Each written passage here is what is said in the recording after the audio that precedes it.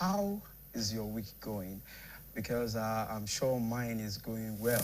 Have pride, but deep Mm-hmm. down, the last thing that the man will know that he has is pride. My name is Kwelumi Asinde, and here is a cue to tell you that you should not allow pride, dwell in your heart. You should just ensure that you stay humble as you can be, because humility opens doors that you yourself do not think will open unto you.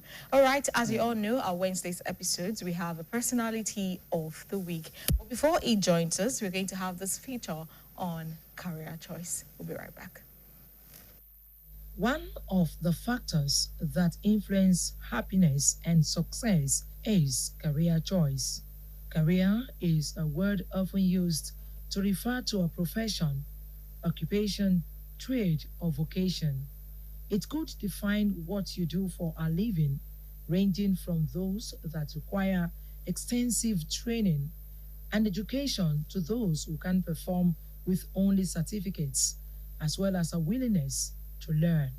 A career could mean working as a lawyer, a doctor, a carpenter, an electrician, a teacher, a barber, a mechanic, an engineer, a traffic warden, among others. Making careful and well thought out decisions regarding your career can increase your chance of success. For instance, the very crucial point in the life of every student is the senior secondary class, and it is at this point that they could assess themselves to see which course would be most appropriate for them to study at the tertiary level. Therefore, stringent care must be taken to ensure that the right choices are made. Many senior secondary school students are unable to properly select the courses that will be most appropriate and suitable for them to study in the higher institutions of learning. There are some factors that should be considered in order to measure the appropriateness of a career for a person. A career should be something that you love and find pleasure in doing, not stressful or boring to do. A career should be something you can effectively use your skill to make a right difference. With your inbuilt talents and skills acquired through education and training, you should be able to cause a positive impact in your career. A career should reflect a person's passion and interest before it could be termed as appropriate for him or her. Many people are dissatisfied with their careers and would wish they had never chosen that path. Their careers seem more than a prison than the sky they hoped for. This is because, most especially among other reasons, they chose the wrong career. A student's inability to choose the appropriate or suitable course to study in the institution of higher learning will likely lead him or her into a wrong career. The core factors that could affect a student's choice of career include his or her parents, teachers, and the society. Each of these factors needs to be tackled because they have the propensity to negatively or positively affect the student's choice. Parents play a vital role in the lives of their children. They have a great influence on every decision their children make in life, most especially in career choices. A parent may desire what they think is good or best for their children, and this may affect the child positively if he or she can cope with it. But if the child has other things in mind which he or she wishes to do, it will affect him or her negatively. This may result in the child not concentrating on the parent's needs and will not adjust positively towards the career. Many parents are not aware of new career opportunities and their scope, and when their children choose a particular career path which is unknown to them, they refuse to allow their children to proceed on it. Parents' high standards at times influence children to pursue activities they think will win the approval of their parents. In order to make your children happy as you guide them in choosing their careers, you need to spend quality time with your children as they move on in the next stages of their lives to know and understand the passions, strengths, interests, and skills of your children to enable you guide them efficiently.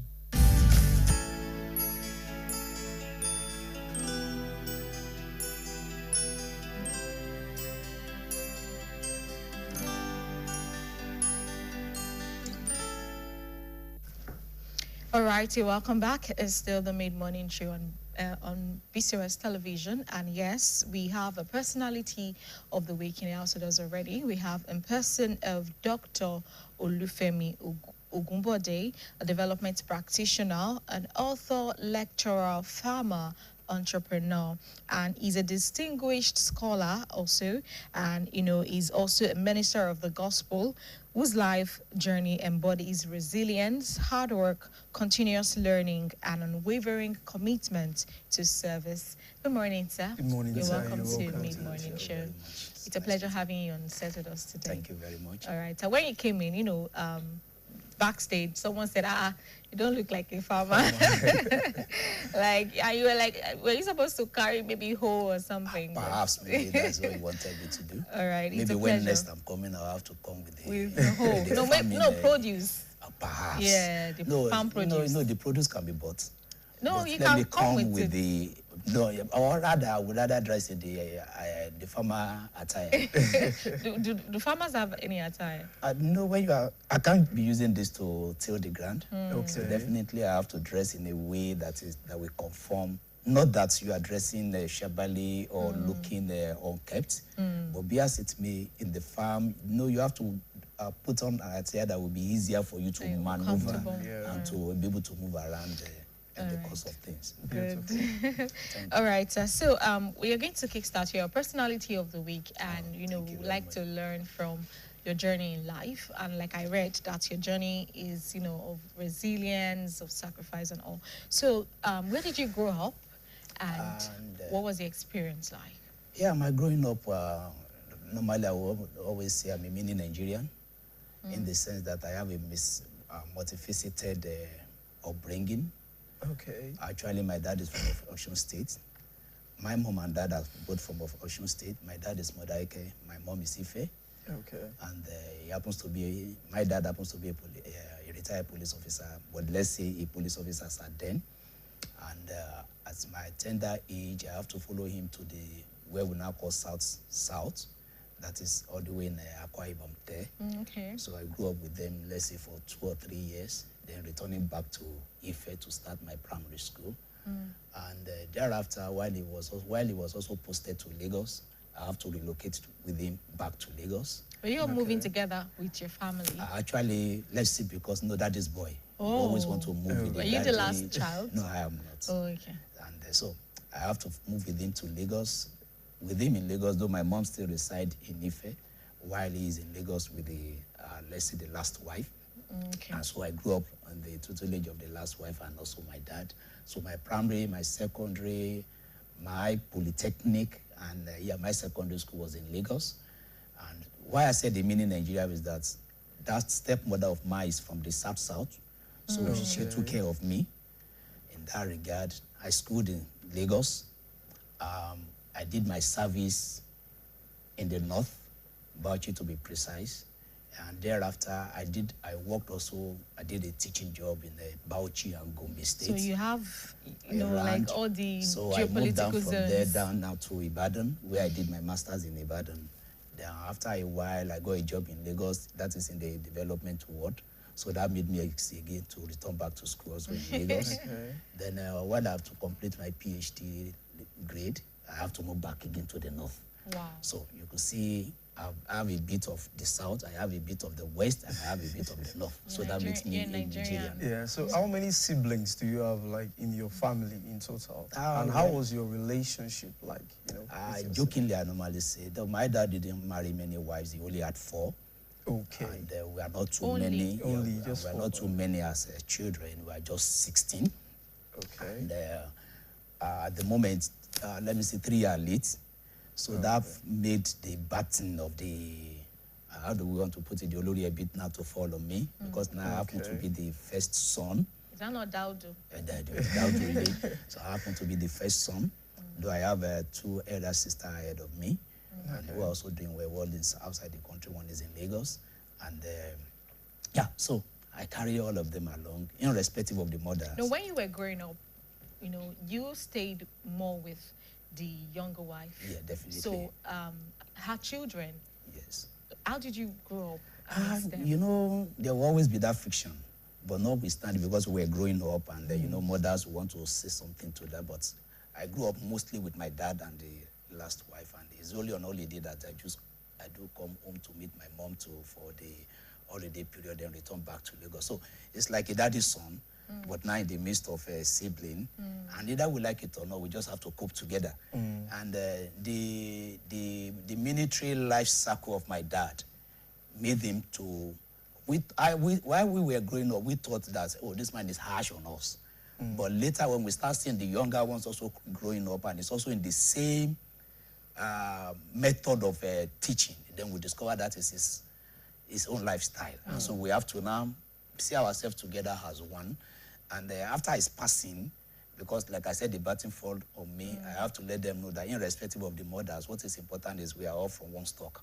So we must see ourselves as one. And so we bound in that manner, and we grew up together. And till today, they still see me as their forerunner, and I see them as my siblings. So growing up in Lagos, how was it? Wow. Thank God I left Lagos. Oh. Why? You will have to tell us why you said I know the rugged life, though it is mixed feelings. One is loving living Lagos, give me a peace of mind, unlike the hustle bustling lifestyle of Lagos. You have to wake up, you know the time you have to wake up, you have the time you are thinking on your feet, you are thinking running, you are eating, still working. That's Lagos style for you. Perhaps Lagos is different now as to what we know Lagos for. If you are going for a place and it has to be in the 2 hours, let's say I'm coming for this program, that means I have to leave my home as early as 6 or 7 if I must meet that time. That is Lagos then. But I think now it's a bit fairer. And so that is that Lagos rugged lifestyle that you have to always be on thinking. There is no relaxation. There is no way of you just sitting back. But moving out of Lagos, service actually took me out of Lagos. And so going to the north, I saw another lifestyle. There's the hustling, bustling lifestyle wasn't there. If I have an experience that I have to wake up as a copper then, thinking it was also Lagos lifestyle. So I have to get to my place of primary assignment as early as possible. And unfortunately, I left my home where I was staying. Like the PPA? Yeah. Was it school? No, House of Assembly, Bauchi State House of Assembly, to be precise. So I left the home. Getting to that place, it took me less than 15 minutes to get there. Compared to Lagos, that 2 hours, we are still stuck in traffic. Less than 15 minutes, I was there already. And getting to the place again, I was the only one. So there was an issue. And so when the staff now eventually came, and I asked them, please tell me, when actually are we to resume? And when actually are we to go to return? And the man asked, said, what time did I get here? I said, I go here around after 8. He said, oh, sorry, that you only just be playing around. I said, that what happened. Wow. So I have to now adapt to the environment. But again, I find it very hard to. Till today, I'm still finding it hard to, that I'll have to wake up around 7, 6. No, that's not what I grew up with. You wake up by 4, you wake up by 5, and still, you are still running to ensure that you want to get things done so that you will leave home on time, so that you get to your destination on time. So I'm still struggling even with that time. By 4 now, I still have to wake up by 5. Least, worst case scenario, if I'm still on the bed by 5, is something else. So those are what I grew up with, and well, we thank God it's part of. Okay, so coming to your secondary school now, how would you describe yourself while you were in secondary school? Would you say you had lots of fun, or would you say you are this rugged child?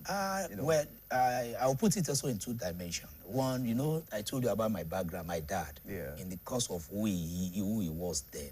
It's not a type that, if he own his vehicle, he doesn't want it on twice. So that gives you that spirit of the ruggedity, as the case may be. But you know, as younger people, as we are growing up, you also want to acclimatize, you want to play with your friends. So these are part of, so it has to be a two-way direction. So you have to think how to navigate through that. You are not having issue with your dad, and at the same time, you are not being left behind by your peers. So what I do then is secondary school days, yeah, it's 8 to 2. After 2 o'clock, we stay back and we do some playing, some football. And then we did this arrangement that we agree. Somebody will come with garis, another person will come with the soup, somebody will come with the water. So after closing hours, we first of all, you know, first of all refill. Then after that, we take to football. And then we do that for 1 hour. Then after that, we break ourselves into various classes to go and do your personal reading. Really? Yeah. Wow. So that's what we do. You know, by then, only few of us are remaining in the school. So the whole class is enough for us to. So now that 2 people will be in the same, or it's not possible. One will be here, another person over there, another person over there. So we do that again for another 45 minutes. Then after that, we converge. Then someone will take a general tutorial. Then off we go home. Wow. So would you say that yourself in secondary school, would you say that you were a brilliant student? Or I would put myself on the average. In the average. I wouldn't put myself on, because I have a sister that she's always ahead. And I really emulated her, and she always leave me behind. But fortunately, I was able to come of age at a point, and yeah, with some friends also, they were also able to help, and I was able to find my bearing. If today they would tell me that I would get to this level in academics, I would have said no.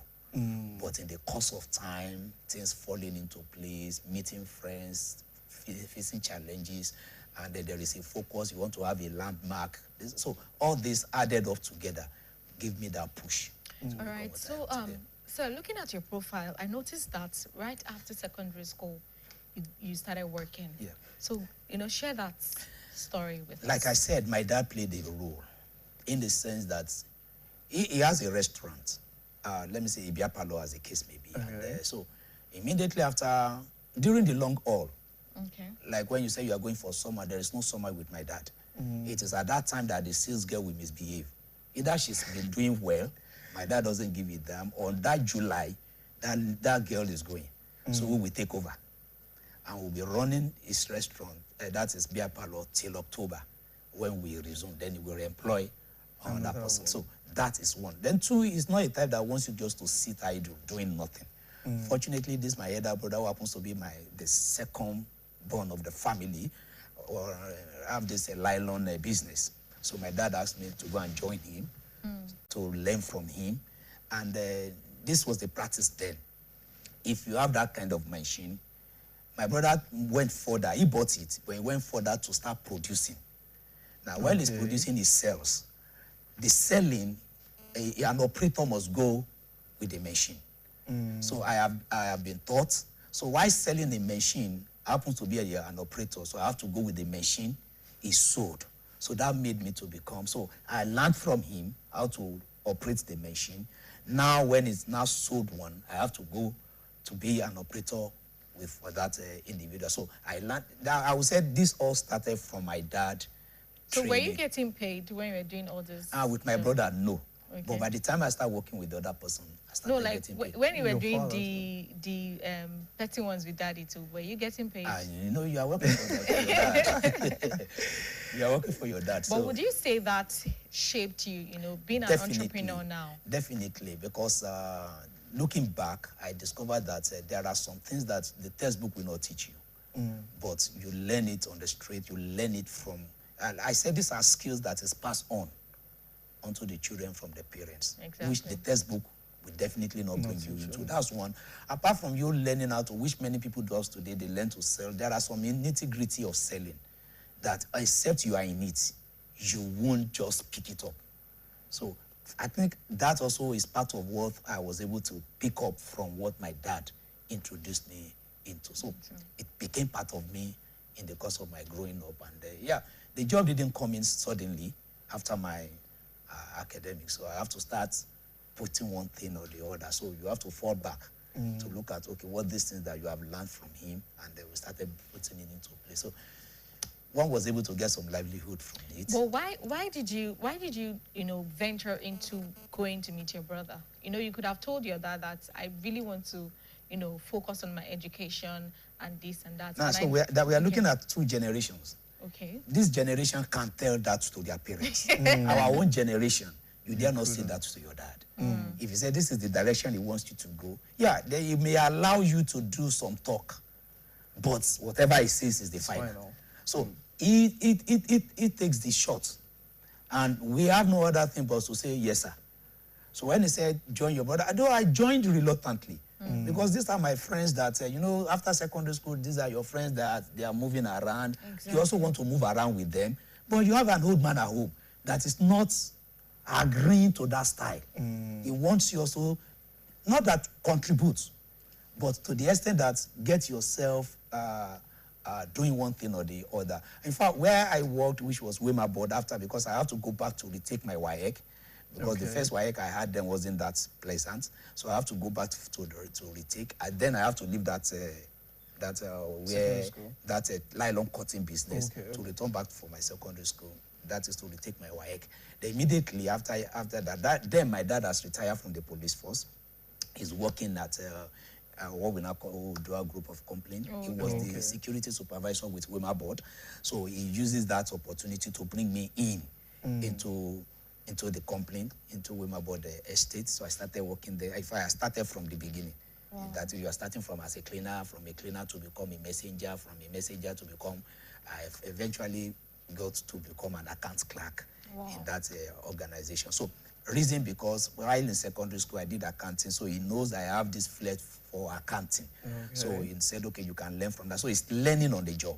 So from a messenger, from a cleaner to a messenger, from a messenger to become a clerk. And so at the clerkship level, that was when I got admission to Lagos State Polytechnic. Looking at the fact that you were earning, at that point, so many people would be like, I'm already earning money, let me just stay at this level. So what was the drive for you to say, I need to pursue my career? And he also played a prominent role. Okay. Why earning now in Wema, but the amount I was earning then compared to what I was earning in the nylon business was much. So he taught me another style, saving. Got the salary, divided it into 3 portions. One portion goes to the account, which every month he audits. So there's no day, there's no month. He will not just call, it may appear at the 5th month, just bring your passbook. Wow. And if I take the passbook to him and discover that there is a month missing, he's beating. Serious one. So I don't want that.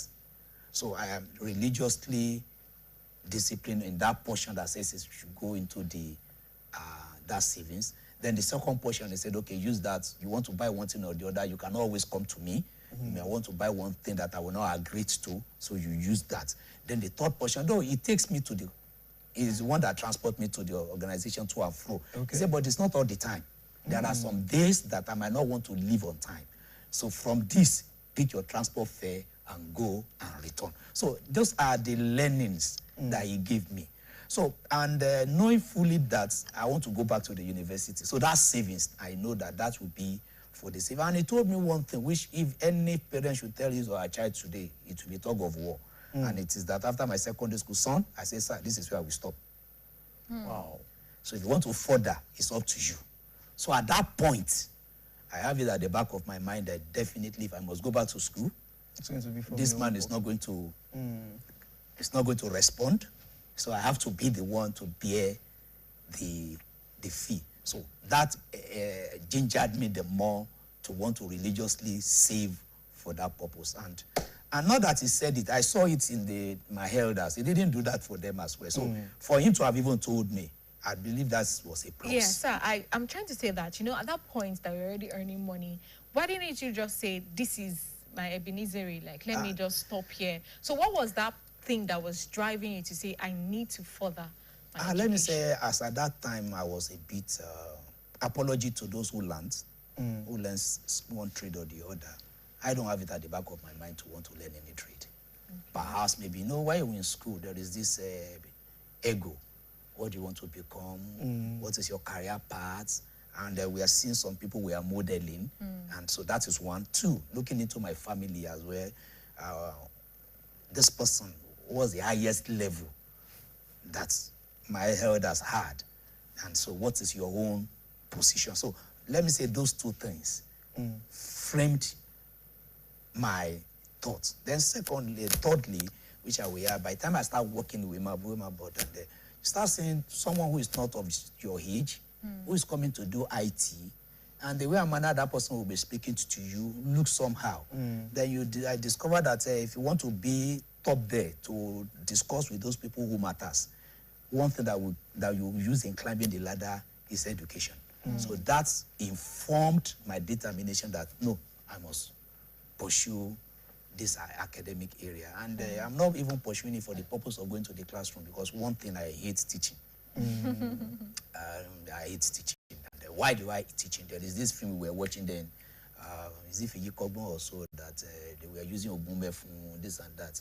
And Mefun Yoruba is chalk. And Ogun is holding Efun. And my name is Ogunbode, so will I be holding Efun? So that is one area that is a no-go area, is a no-no for me. And so it is study, get a job, and you are doing well. So, and rising to become an account clerk gave me that leverage that, it's just for me to go and do my accounting, return back to Wema board, and we'll begin to climb the ladder, not knowing that in the course of time, there will be a change. No, beautiful. We're going to talk about that change, after this break. So the Mid Morning Show continues right after this. Stay with us. The home is under attack, but not for long, because Hypo is here. Dirty floors and surfaces. Not on our watch. Dirty and stains, don't be do a shakara. We got the remedy, original palasa. Hypo, go hypo. Germs always find a way back. No greed. Protect every day with Hypo. Hypo, go hypo.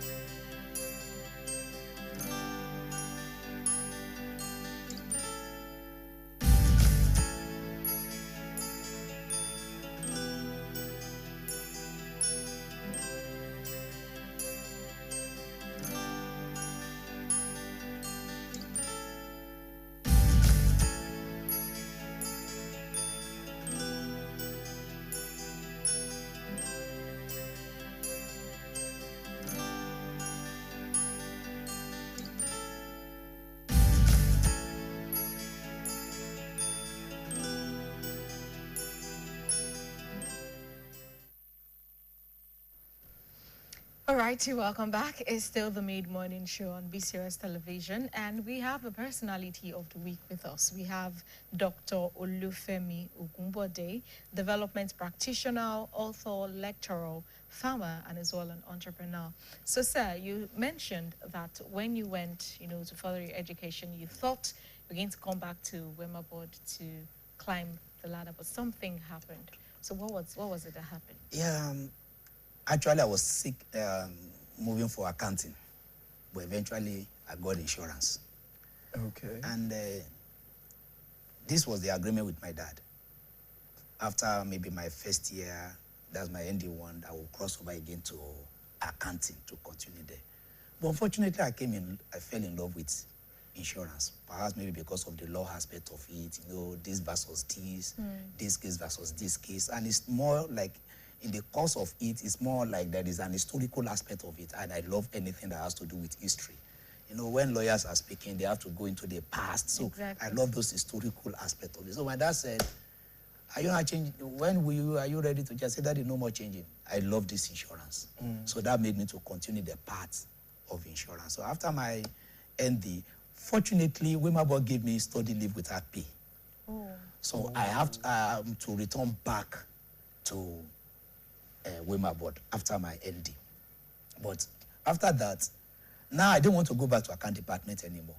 Because of my love with insurance, so I prefer that maybe I'll go to the admin and I'll start operating on the aspect of the insurance aspect of it. So that wasn't forthcoming. And the man I knew said, if you are not going back to accounting, to the account department, that means you have to resign. So I never thought twice. Wow. That was when I resigned. And fortunately, Lasaco took me in. And that was how I came into Lasaco to do my IT for 1 year. Okay. So in the course of my IT, I have it in mind that, son, it's time for you to, why not pursue the university level? So I thought, okay, I have my insurance ND, so I took my JAMB and I took my direct entry. Direct entry with ND, why JAMB for then economics. But I couldn't get the cutoff for economics. Okay. So I was, the necessary, do you know this rounding rad and that. Then I said they'll give me political science.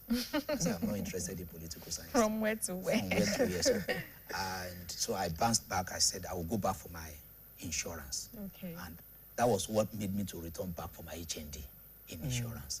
So as I was continuing with my insurance, I was scored that the same JAMB score that was used then, I think the year 1994, is also what will be used in 1995.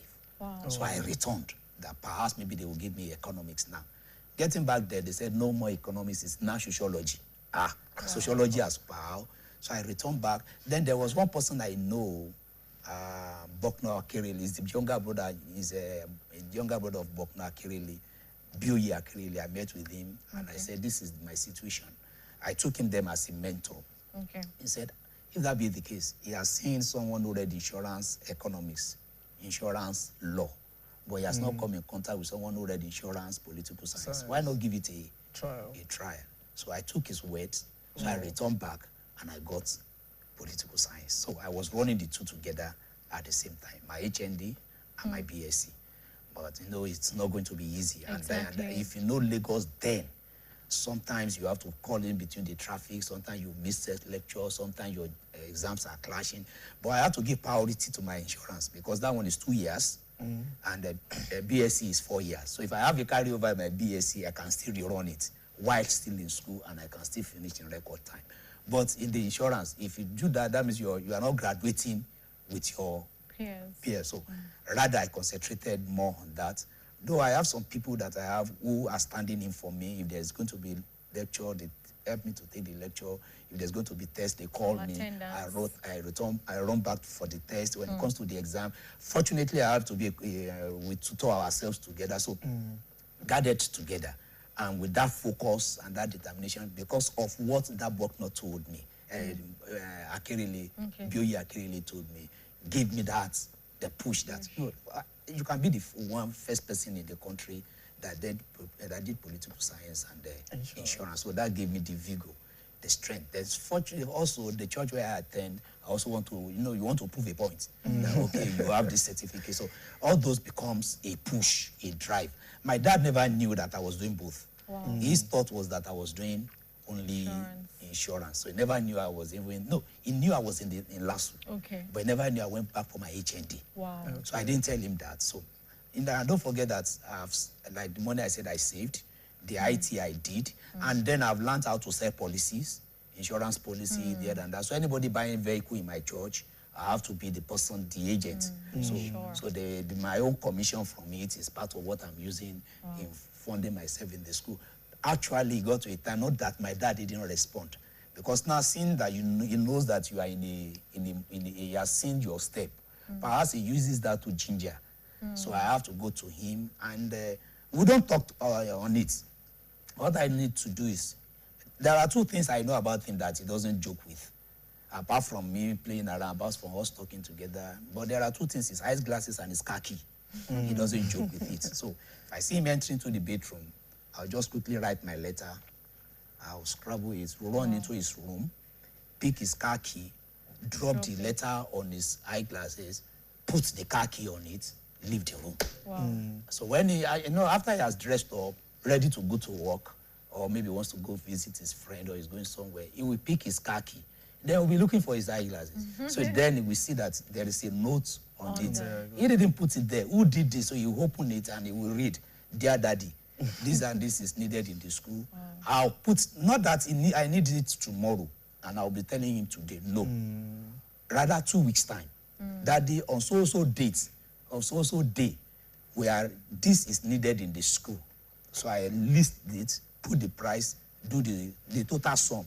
I put it there, your son, Olufemi. I drop it, I go. Wow. So when he reads it, he's not going to call me. On that day, he will call me, Femi, sir, he hand me over the money, and I move on. So that's how we have been communicating. So, doctor, you know, you've been talking about daddy all through. Yeah. Now, where did mom come into the picture? What are the moral supports she gave you, and what are the impacts your mother? You remember that I said that I lived more with my dad and my stepmom. Yeah. My mom she's in Ife. There is a time that actually she do come. While she's coming, okay. no, she will bring mother. They will always come with this thing. Don't let your dad see this. She will add. And when I come for holiday, there's always this belief, this word of encouragement, this our moral way of giving support. She does that, and encouraging where she can encourage. And there are times that me and my dad and my stepmom, we have an issue. And if I have to tell her, you just have to calm yourself down. That's where you are. You just have to do this. There are sometimes she gives me, she understands her husband. Okay. And she knows how to get to the man. I think she understands what I'm saying now. So there's some tactics she will give to me. Talk to daddy in this way, use this kind of voice, use this kind of manner, you'll be able to get his attention. And so that works for me brilliantly. Okay. And he also has a friend, that very good friend of his.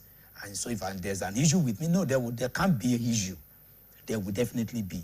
So I will run to him, sir, this is what my dad is doing that I don't like this and that. It's okay. Okay, will you give us some example of the disagreements you and dad had? The disagreement will have to be, sometimes, like I'm a churchy person. Okay. He's an Anglican. He took us to Anglican church. Okay. But he has this permutation, he said, and I don't know if you are a bit used to Lagos State. He built his house in Ijegun, behind Satellite Town. Okay. His church is in Ilupeju, because then he was the aide-de-camp to Jakande as the governor there. So was the aide-de-camp, so we were living in Ilupeju. So the church he had then, he was attending there, was in Ilupeju. So the distance from Satellite Town to Ilupeju could take us 2 hours. Wow. So he now said he cannot be going every Sunday.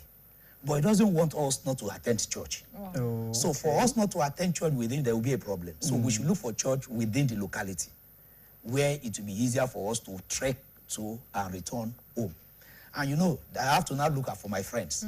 They attend CAC. So I have to join them in CAC. Fortunately, the CAC is not far from my brother's house that I said I learnt nylon from. Okay. So I have been micromanaged by 2 persons. My dad is micromanaging me or looking at my activities. Then he's delegated my elder brother to always give him feedback because the church is not far from his house on my conduct and my activities in the church. Unfortunately, my brother has a good friend of his in that church. So that friend gives my brother reports about me. My brother now gives it to my dad. So I've been monitored in many directions. So that will always be an issue. We have this revival you go for in the evening. My dad wouldn't want it. So that's going to be an issue. Okay. And when you stay with a stepmother, there's also going to be an issue. Exactly. So there's an issue, and the man will take side to his wife. Definitely. So we see that as that the man doesn't love us. So those are issues. So that is part of why I will go to his friend and say, look at this man. He's taking side. He doesn't listen to me, this and that. So the man will say, okay, what happened? I will tell you. And I say, okay, this is what you will do. In fact, he was one that taught me 4 a.m. in the morning is the ideal time to speak to your dad. Wow. Whoa. So just say, son, I say, sir, if you and your daddy are having issues, 4 a.m., go to him. And I take use of that, and it brilliantly worked for me. So by 4 a.m., I'll just get there. Our family prayer is 5. So I will go to him by 4. So we'll have made our discussion. Daddy's son will have settled our differences. So by the time we meet, it's just a pity that it's late today.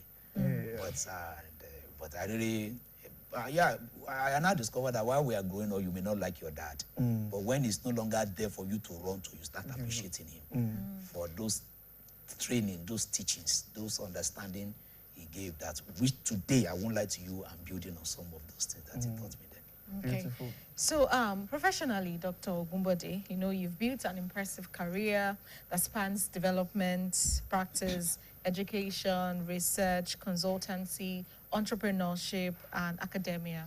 How were you able to, you know, put all this together? And also the fact that you're a farmer, how did you, Now, okay. there is a story and a history behind all. So I want to Alright. knot all together Okay, as well. okay. So just have to take time with me. No problem. After my service, my elder brother is late now. He asked me to come to Abuja. I didn't oblige.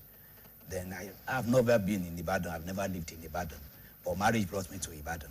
So staying in Ibadan, because all my life has been in Lagos, but the marriage brought me to Ibadan. So living up in Ibadan, after my master's in Ibadan in UI, I have to start looking for a job. And a friend of mine said, you are not looking for a job. If you are looking for a job, you won't stay in Ibadan. So that took me back to Abuja. Wow. So I now have to start staying with my elder brother. But I have a father, a mentor that I took, is still in Abuja till today. After all said and after dropping my credentials everywhere, my application letter to any office I walked into, I will return back to his own office. Getting to his own office, this file was almost high to this level. That day, how do you mean? Why not put me through so that I'll be able to handle? So it's volunteering.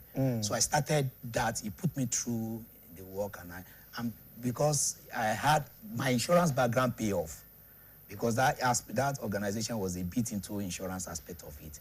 So just teach me. I know the theory aspect. Bring me into the practical. So he did that. So I started learning that, and so from there.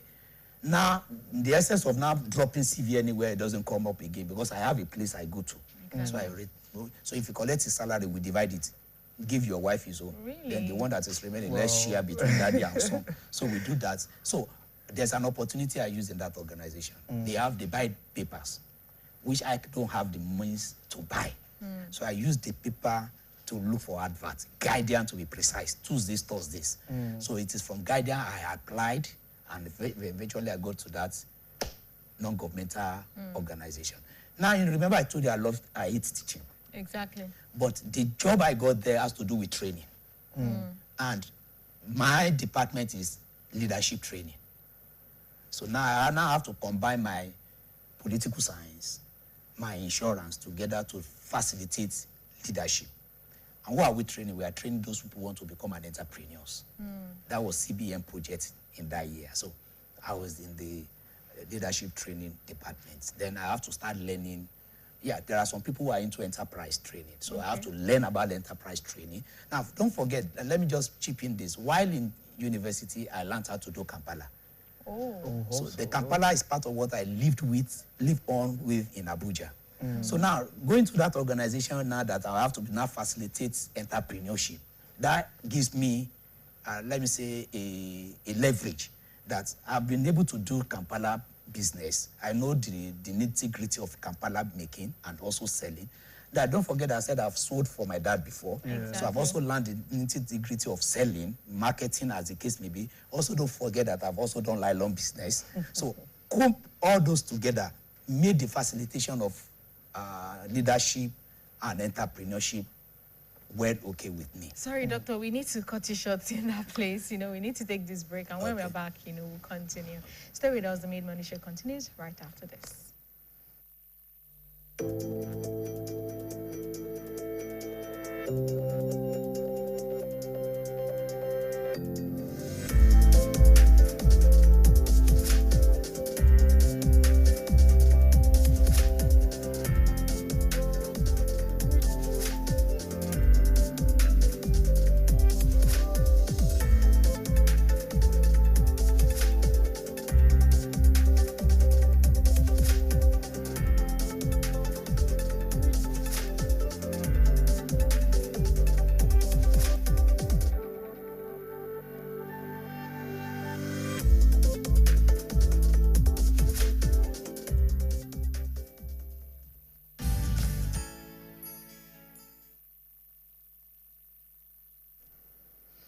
Okay, welcome back. It's still the mid-morning show, and we're in conversation with the personality of the week, Dr. Olufemi Ogunbode. And that quote says, "Success is not final. Failure is not fatal. It is the courage to continue that counts." Winston Churchill. So, sir, back to the start. So, in the course of training, who are we training? You said entrepreneurs. Who are the entrepreneurs? The projects came up with those who graduated Okay. that has no job, who are looking for a job. Are you Yeah, getting so it now? you were practically training yourself. Thank you. So in that process, the people who are coming in are graduates who are looking for a job. So I have to use my own case study for them. That number one, some of you don't have the certificate I had. I have HND. ND, I always tell them I have just 5 certificates. ND, Just 5. HND, BSc. And then I've also concluded my master's, and I was also concluding my master's in Unilag, so 5. Wow. So if with this certificate I'm still looking for a job, then there is a problem. 2, now I have this philosophy in life: if you will not employ me, I will employ myself. And I said, if government will not employ me, since I've thrown CVs all around and they are not employing me, then it's better I employ myself. That's what pushed me into the Kampala business that I know how to make. Okay. Now, not facilitating, that gives me a push so that I can use my own life to speak to them that hope is not lost. What the matter is for you to make a determination, have a headway of what you actually want to do. Then somebody just said, you know what to do. Are they also part of it? That was where the authorship came in. Oh. Okay. Now, by them uttering that statement, it hit me hardly. So I have to start trying to write a lot of books. And I remember the first one I wrote was businesses you can start with 1,000 naira. As at there, people were saying, if you don't have 500,000, if you don't have 50,000, if you don't have 100,000, you can't start a business. Then I sat down, because the church invited me anyway to speak to their members on the business they can do. He said they don't want theory. They want me to come with business they can start with as little as possible. So, and I said, okay, if that be the case, let me sit down and I design 50 businesses for 1,000 naira. Wow. So with that, I brought it in and people started buying. And it has to do with your passion. It has to do, even now I also went to the extent that you may not be passionate from your academics. That's your course. There is a business angle to that course. Every course people are studying, we always see that it's for me to look for a job, or there is a business angle From the course. from any course. That's what I've submitted, and that's what I'm running with. There is no course that anybody went to the University or Polytechnic to study that there is no business angle of it. All what you need to do is to sit down and understand where is the business angle to discuss. So that's part of what we are facilitating with, and so that led to one-to-one, and yeah, to God's glory, at least I've been able to author like 5 books of different types, 50 businesses for 1,000 naira. Then I discovered that communication is also a problem in the organization. Many people who are going into entrepreneurship either resigned, retired, or fired. And now going to start a business, the formal structure with which they operated in a formal organization, the same thing they are bringing into their business, that business will collapse. Because you need an informal manner to run your business. If you want to run informally from the start, it won't grow. You need to use the informal. Now I'm here. Somebody wants to buy something in my place of shop, in my place. If I'm not right with the person around me, they will not help me to sell, and I will not make money. Exactly. Now, sometimes some people are coming to your door to knock you by 11 p.m. They want to buy something, and you are telling them you have closed. Unfortunately, it is that high hour that people are buying. So you have to look for the informal way. Now, I employ you into my organization to work for me, and I want to be communicating, I want to be speaking with you officially. Excuse me, it won't grow. So I have to look for the informal system to grow business, and that led to the writing of that book, that our communication is How small about being a businesses. farmer? How So does that one come? that is the role of the entrepreneurship and the authorship. Now the farmer came up also from this. Wow. People were also training farmers comes, and they say, I know what they do. Did they even know how to do farming? Okay, so let me now learn How to go into farming. And unfortunately, I have a loose money that came into my hand then. Actually, the loose money was to buy a car. But I just decided, if you buy a car, the experience from my dad also taught me the car. He bought vehicles in his days, and tear leather. But motor, so I saw it is not an asset. to me, vehicle is not an asset. Though it's necessity, but it's not an asset. It's not appreciating in value. But a land continue to appreciate. So why not go into farming? Then I have a problem. The problem is I'm not a one-seat person. I cannot sit in a particular place. So I have now to choose what kind of farming I want to do. Now, there are some farming that requires my 100% attention. I don't have that. Because of other things? Because of other things that I have to do. So I have to now think, I now have to break it down. Cash crop, food crop, livestock. Livestock will live that way. You can't, adìyẹ will live that way. Sure. Pig cannot fast, that you don't give them food. Therefore, I'm not interested in livestock because I don't have the time. Now, food crop, vegetable, cassava. No, cassava is even still, cassava can still take care of itself. Okay. But vegetable and these other things, I don't have the time. I want the one that if I get there this month, maybe it will take me another 3 weeks Before I can return back there. So that triggered me to going into the cash crop aspect, which is a palm tree and cashew. Okay. So unfortunately, again, when I got the land, and I said they should help me to till, they said this land will not go for cashew. I said, don't say that. So I planted my cashew. And in 2 years, the cashew has not gone beyond anything. And, I just visited somebody, and that person said, sir, cashew, I would like really, only this one should be like, because one of the same height with mine. That should be 2 years, only that's 6 months. 6 months. So that means, that was when I now understood that the grant, the land for them differs. So I said, okay, please give me land in this area for my cashew. That is towards Kwara State. Get me a land for cashew here.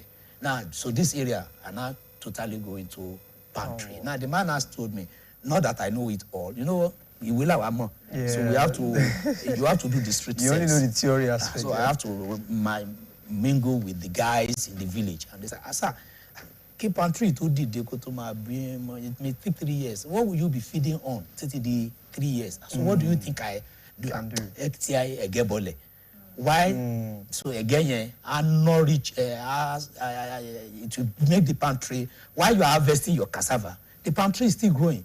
By the time you start fruiting and you start harvesting, then you do away with your cassava. Thank you very much. So that was I ventured into that as well. It was because we are humble enough to listen to. Definitely, because if you think you know it all, exactly, you cannot go in. So I have to learn in all those dimensions to now start picking. So that's where the farming. That's why I said you have to take time to really understand that I have to draw a web. And that web, the web is, let's say, is that entrepreneurship organization that I joined that gave me the impetus into all these areas, and good for it. I'm really happy for those experiences. And so in the course of a day, now the training now brought the interest for teaching. Wow. Okay. Now, That for was this, so now to get that done, of blessed memory, there's one late Professor Alaoba in UI there. I went to him then and he said, what actually is your career? And I said, I would love to go into lecturing. He said, okay, if that be the case, you have not done it right. My first degree was political science. My second degree was in peace and conflict studies. He said, go and do your master's again in political science. Then you can pick your PhD in any area. So that was what led me back again to Unilag to do my master's in political science. So after that done, moving here and there, that day I told you of, you see, it's always good. Friendship is a currency. Yeah, it may not favor now, but it has a future. Should we say relationship? Relationship. Yeah, it has a future dividend. That dad that I said I met, that I said is my mentor in Abuja, I met him in 2004. We were in Gombe. How? In the church. Wow. We were praying together. I told him he was working in that insurance company, so he became a father. I saw him as a father. I went to him, so he was putting me through. So in the course of time while in Abuja, I started running from one hand to the other. You know, after that entrepreneurship, because it's also a time frame work. After that, you did that. I just said, Daddy, I think I need to go back to school. And he encouraged me to go back to school. So I just returned back to Kaduna. And which area do you want to go into now? Because I have to sit, You have to pick a ask niche. myself some questions. Yeah, even though you want to go into the classroom, which area? Yeah, you have political science, you have peace and conflict study, which area? So now I started looking at, okay, political science, defense and strategic studies. Where will I get this better? Conventional university can't give to me, but why not? So while in my teenager age, I was interested in going to NDA. Wow. Okay. I did the exam 3 times. Olufemi never passed. So, you know, Nigeria always say, oh, let's say, Olufemi never passed. So a friend of mine, we did our masters together in Unilag, said, I'm on PhD. I said, where? The Kaduna. Sorry, I only know NDA. Now, that trigger, you know, remember that old passion. Old passion.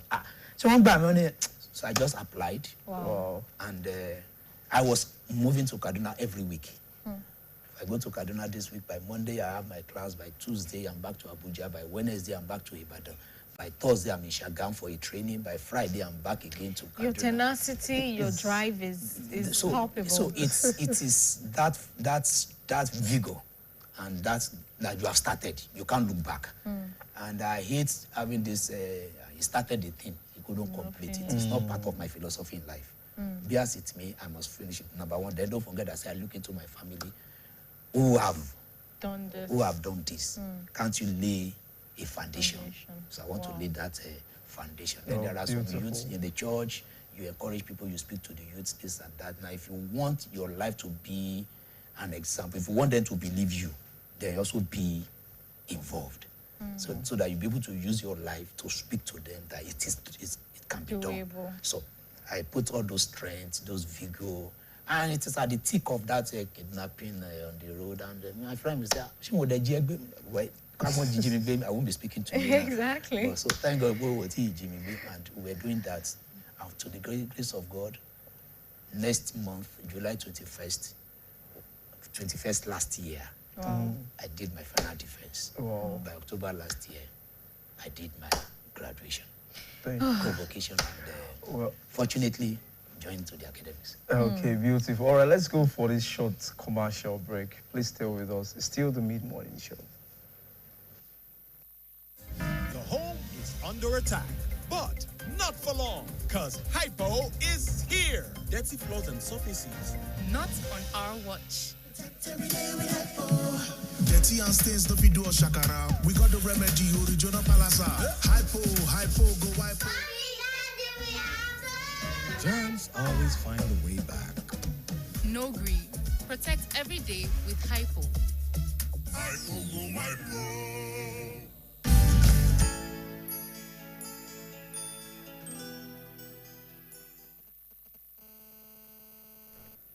You're welcome back, and it's still the mid-morning show on BCOS television, and we have a guest with us. We have Dr. Olufemi Ogunbode.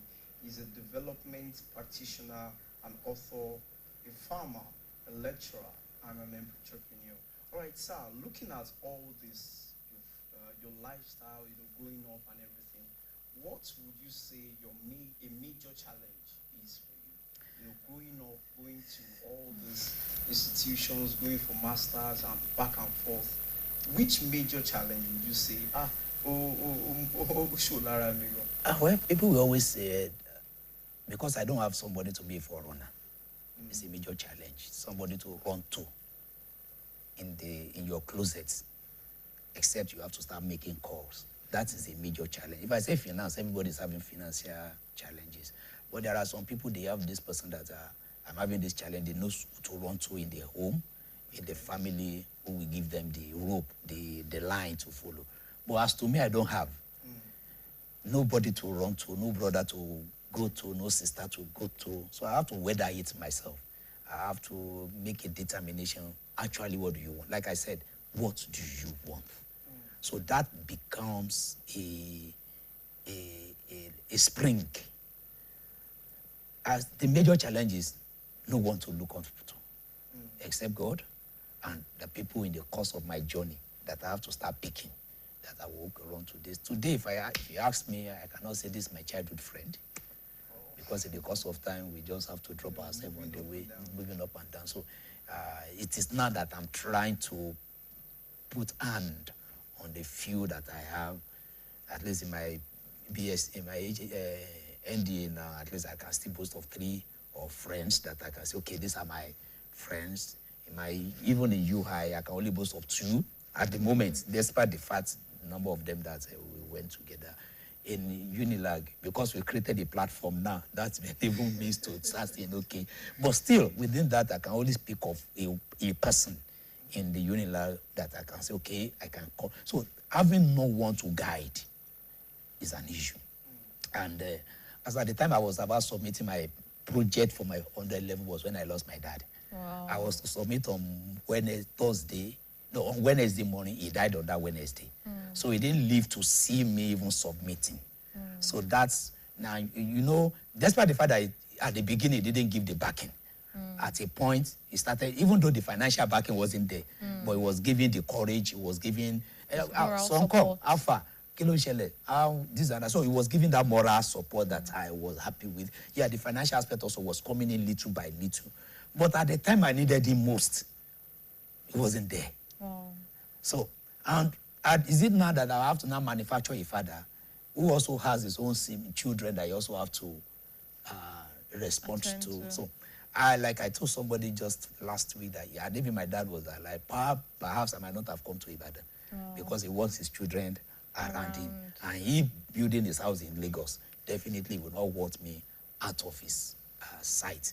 But perhaps his passing brought me into Ibadan and made me to start knowing the value of, now you have to be strong now for my own kids. Now, show them the part that he couldn't show to me, and it's more easier. It will take you time to convince my dad on the course you want to go, on the path you want to take. Actually, he wanted me to go for nursing. You know, he said that was one area he loved. In the police, he would have loved to go to nursing, but he also was denied, or something didn't come. So he wanted me to go into nursing, so I couldn't do that. Actually, personally, anything science, anything science is a no-go area for me. Then anything relating to blood again is a no-no for me. And that's the area he wants me to go into. And perhaps maybe because I didn't follow those rope, maybe that is the disadvantage I had. But now I could not see my own children. I could say, okay, this is the direction you are going. This is what you have to do. Okay, son, what do you want to do? If he speaks to me, then I can think through. I say, okay, this is what, which I didn't have. So it's a major challenge. And while it was like the one I said, getting job was so lengthy.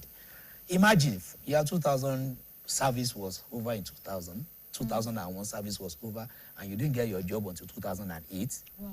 That's how many years? That's 7 good, solid years. If I had a dad, I know he would have gone out to either call his friends. So there was nobody. And when I did that again, that was for 3 or so years, 2008 to 2013. That was for 5 years. After that, again, no job again, and nobody to run to again. I've gotten to places they will say, who do you know? And I cannot say I have my father. Are you understanding it? So that's when you don't have someone to me, that's the major challenge. It's not about finance.